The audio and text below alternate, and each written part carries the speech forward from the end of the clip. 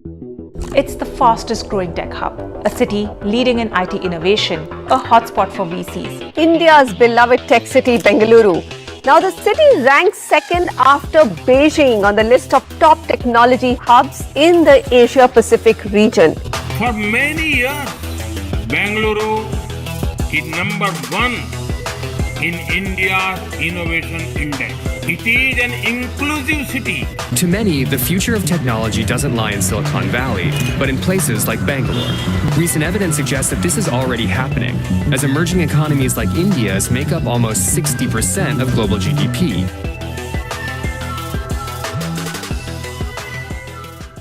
Hi everybody, we all know that Bangalore is the Silicon Valley of India, and Bangalore has become such an important IT hub of India that over 80% of all global IT offices exist in Bangalore alone. And if you look at what Bangalore has achieved in the past 20 years, it is absolutely crazy. In 1991-92, software exports were just 16 crore rupees from 13 companies employing less than 2,000 people. But fast forward to today, Bangalore has over 1,400 IT firms, employs over 40 lakh people and delivers a software export worth 6.3 lakh crores. That is more than the GDP of Bihar, Orissa and a dozen other Indian states. And most importantly, it also makes up nearly 40% of the total IT exports of India. But if you notice something, Bangalore is neither the financial capital of India nor is it a port city. So the question is, what the hell did Bangalore do differently to become such an extraordinary IT hub of India? What were the government policies that turned Bangalore into the most conducive startup city in India? And most importantly, what are the lessons that other states of India and we need to learn from this incredible rise of Bangalore? This video is brought to you by ChatGPT plus Communication Masterclass course. People, if you are somebody who struggles to speak your ideas out in public, if you are somebody who lacks the confidence to speak in public, or if you are somebody who often mumbles while presenting your thoughts, I would highly recommend you to join our Communication Masterclass course. This course is a 6 weeks course whereby I will take you step by step from a beginner's level all the way up to a TEDx level presentation skill. The best part is that if you have any doubts, I will personally talk to you during our weekly live sessions to help you overcome every fear you have. Cherry on the cake, you will also get special access to the ChatGPT module whereby I will teach you how to use the secret prompts in ChatGPT for storytelling, for business research and even English speaking. This is why now it's Communication Masterclass plus ChatGPT course put together. So if you also want to master your art of communication and if you want to present your ideas in the most powerful manner possible, come join our Communication Masterclass course using the link below. And I will see you in the live session.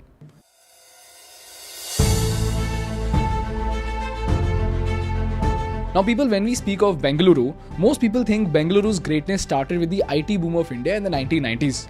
But you would be surprised to know that the actual seeds of Bengaluru's revolution were planted even before India's independence. So let's dive into some history and understand the story. This is a story that dates back to 1900s India. During that time, Bangalore was a part of the Mysore presidency and was ruled by Maharaja Krishnaraj Vaidya IV. The Maharaja was extremely development oriented and wanted to see his state develop very fast. In fact, he set up an economic conference in 1911, which was like a modern day think tank where various experts would come together, deliberate, discuss and analyze ideas. This economic conference was so ahead of its time that while India as a nation made primary education compulsory in 2009 with the Right to Education Act, this economic conference in Mysore made primary education compulsory in 1913 itself, which was almost 100 years before the formal government of India. On top of that, the Maharaja gave away huge land grants to set up institutes like the Indian Institute of Science and the National College in Bangalore.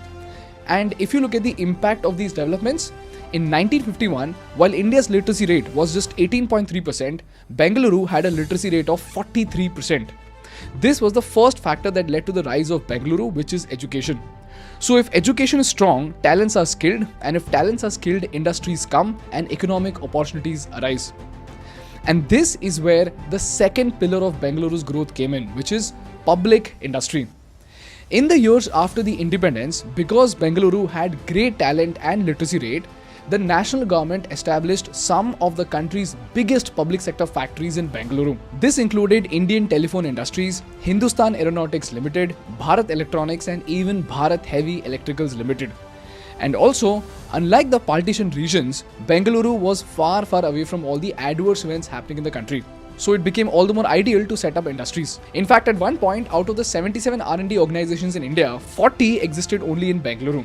This also included the ISRO. This is the story of Bangalore until the 1970s, where the educational foundation attracted economic opportunities. And here's why, ladies and gentlemen, something crazy happened with the IT revolution of Bangalore. People, the 1970s was a very, very special decade in world history because this is where the offshoring trend started in the world. To tell you about it, if you see the trajectory of the US economy, after World War I and World War II, they made a ton of money, because of which US alone had 2/3 of the world's gold. And this led to massive industrialization in the US, and there was so much demand for the workers that the worker wages went from $574 in 1910 to $3,180 in 1950s. So you see, that's a 6-time jump in just 4 decades. So the labor costs had become so high that to manufacture the same products, the companies now had to spend 5 times more on labors. Whereas the skill needed to do their job did not upgrade that much. So for low skilled work, the cost of production increased drastically. But during the same time, if you look at countries like Mexico, China and India, the labor costs were extremely low. In 1950, the annual labor wages in India were just 265 rupees. And even a few decades later in the 1970s, Chinese wages were only 3% of the average US wage at that time. This is the reason why the companies in the US found it extremely uneconomical to stay in the US. This is the reason why the companies in the US and Europe decided to take their manufacturing hubs out of US and Europe to other underdeveloped and developing countries which had lesser labor costs. So here's how the offshoring in the electronics industry happened. Let's say there is a phone manufacturing company like Apple that wants to actually offshore its operations because of high labor costs. So they would have 4 types of operations: design, manufacturing, assembly and sales. For design, the company might choose to locate its design team in Silicon Valley, California, where it could take advantage of a highly skilled workforce and get access to cutting-edge technology. But for manufacturing, the company might choose to establish its manufacturing operations in countries like China, where labor costs are lower than in the US. Then for assembly, the company might choose to establish its assembly operation in Mexico, where the labor costs are lower than the US and where skilled workforce is available. And this is also because with Mexico, they get a close proximity to the US market, so shipping becomes easy. Similarly, for assembly in the Asian countries, they might choose to set up assembly operations in Vietnam, Thailand or Malaysia, where there's a large and growing electronics manufacturing industry. So if you see, the choice of the countries of offshoring was based on 2 variables: cost of labor and availability of skilled labor. And just like a typical manufacturing industry, the rise of software started with something called microprocessors. It does the work of a room full of electrical circuits, yet it uses almost no energy and is smaller than your fingertip. It's called a chip. They're everywhere because they're useful, they're doing things. They're in little toys that kids play with, they're in dishwashers, they're in ovens, they're in calculators, obviously in computers and telephones. Chips are everywhere because they give machines the ability to perform repetitive mechanical tasks perfectly. In simple words, before the 1970s, the computers used to look something like this. They were big, heavy and did not have much capacity. But with microchips, they could become super small, compact and yet be super powerful. And soon enough, microchips began to be used in every single electronic device. This could be everything starting from TVs to your earphones to even your hair dryers. But the catch over here was that microprocessors needed a lot of coding skills to make them. And this is where, ladies and gentlemen, the software industry was born. Millions of computers all over the world are being joined together in networks. As the machines talk to each other, they are transforming the ways in which people interact, challenging the social institutions which have served us well for centuries. This machine will give one single British bank a computer capacity greater than all but a handful of the world's most developed nations. It's the electronic equivalent of many thousands of ledger clerks. Just about every area of our lives today has been touched by the silicon hand of the microprocessor. Computers keep us warm, they cook our food, they play our music, they protect us from harm. In so many ways, they're a better, faster us. Now this new thing called software needed skilled coders. But the problem was that although the demand for software was increasing at an annual rate of 12%, the number of software professionals in the world grew by only 4 to 5%. This meant with each passing year, the world was falling short of software developers. And while the software industry was booming in the West, here's where something amazing was happening in India. In the 1980s, Rajiv Gandhi's economic policies came up. खाली आर्थिक विकास के लिए नहीं, भारत के समाज को आगे बढ़ाने के लिए हमारी उम्मीद है कि इस योजना से भारत बहुत तरक्की करेगा। जितनी तरक्की आज तक भारत ने नहीं करी, उतनी तरक्की हम कोशिश कर रहे हैं इन 5 साल में करने। Shri Rajiv Gandhi lowered income and corporate tax, reduced custom duties, simplified the licensing system, and encouraged investors by removing government control on sectors such as computers and textiles. And these policies specifically recognized software as an industry and provided incentives for its development. This policy reduced custom duties on hardware from 135% to 60% and on software from 100 to 60%. So this made it easier for Indian companies to import and export software products. So just like electronics had manufacturing, design, assembly and sales, the software industry had software development, IT support, data analytics, quality assurance and software testing. And just like offshoring of manufacturing processes required skilled labor at low cost, the software industry required millions of skilled people with software skills and at a very low labor cost. So to address this issue, the government of Karnataka set up software technology parks, and these parks provided tax exemptions, high-speed satellite links, reliable electricity and other infrastructure that were required to the export-oriented software firms. This is how the government of Karnataka tried to become an opportunist by spotting the software revolution of the world. And to top it all off, liberalization happened in India in 1991. India is on the move again. We shall make the future happen. July 1991, India kicked off a series of reforms to unleash its economy from the stifling rigidity of the socialist era.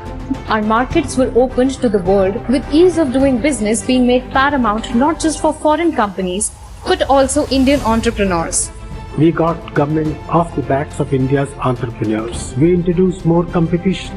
We created record number of jobs. We were able to control inflation, and the economy was growing at the rate of 7% per annum. And this is what, ladies and gentlemen, gave rise to the legendary companies like TCS, Wipro and Infosys. 25 साल पहले बाजार में एक ऐसी company आई जिसका IPO पूरी तरह subscribe भी नहीं हो पाया, लेकिन आज उसकी वैल्यू ऐसी है कि अगर उसके 100 शेयर आपके पास होते तो आज आप करोड़पति होते। हम बात कर रहे हैं इन्फोसिस की। There are a lot of things that TCS, Tata Consultancy Services, do, which has made them the largest IT sector company in India in terms of revenue. Last year, 2012, $10.2 billion. In fact, in terms of net worth, they're number 3 in the world. Some of the large wins that we've announced last quarter have been from the domestic IT space.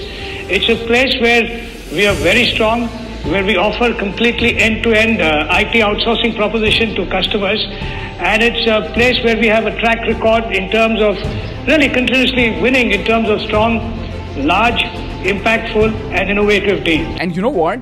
Even after liberalization, the Karnataka government was so bullish on the IT revolution that even though the taxes in Karnataka were the lowest at just 0.25%, the IT firms are still being given tax waivers on the purchase of computers and peripherals. And because of this extremely bullish approach of the government of Karnataka, Bangalore as a city had become such a conducive place to do business that by 2003, on an average, 6 MNCs were setting up their bases in Bangalore every single month. And by 2022, Bangaluru's total IT exports touched $65 billion.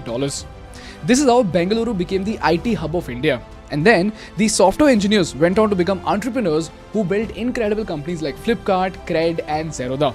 And if you think the government of Karnataka stopped here, you are wrong.